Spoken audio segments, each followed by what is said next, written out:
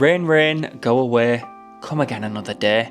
A few weeks ago I was all complaining about how hot it was, and now the rain's come. I feel like I should be building an ark or investing in a boat.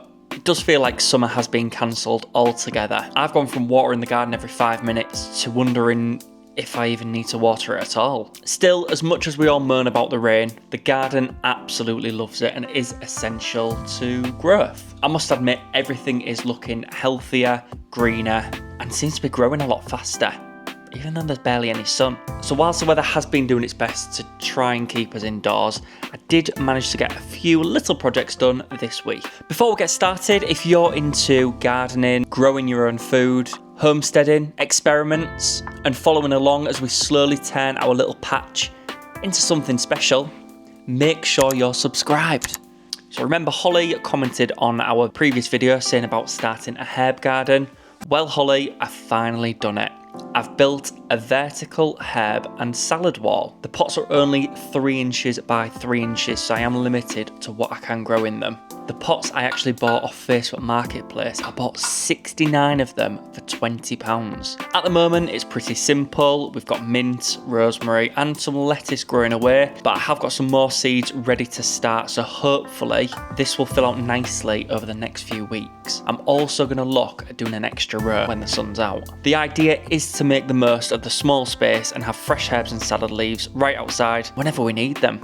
It's one of those little projects that doesn't cost much, but should keep giving back all summer. Speaking of giving back, today I managed to pick my very first little harvest. Now I've got a mixture of fresh lettuce leaves, some chives, a few herbs, and one very lonely golden raspberry. Last year we had tons of these, so I'm really hoping we get loads more because they make a beautiful raspberry jam. And for a bit of colour, I also added a marigold flower, which tasted delicious as well. Turns out flowers are not just for looking at and not just for sniffing, but yeah, you can eat them. I turned everything into a simple egg salad with some beautiful whipped feta.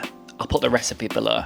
There's something really satisfying about walking into the garden, picking a few ingredients, and then putting them straight on your plate. That's one thing that gardening has taught me, and that is patience. A few months ago, this was all seeds, tiny plants, and ideas, and now we're starting to harvest food from it. I mean, there's not exactly enough to feed a village here, but every harvest has to start somewhere. The rain might be miserable, but it's helping build tomorrow's harvest. Quick question for you all. What's the first thing you've harvested this year? Drop yours in the comments below. I'd love to know what everyone else is growing. So this video was a little bit shorter than usual. That's because as I post this, I'm currently on a cruise ship somewhere in the North Sea. I will be back next Tuesday as usual for another update on the garden, and I might do another video showing everything I've been up to on my little cruise away. See you next Tuesday.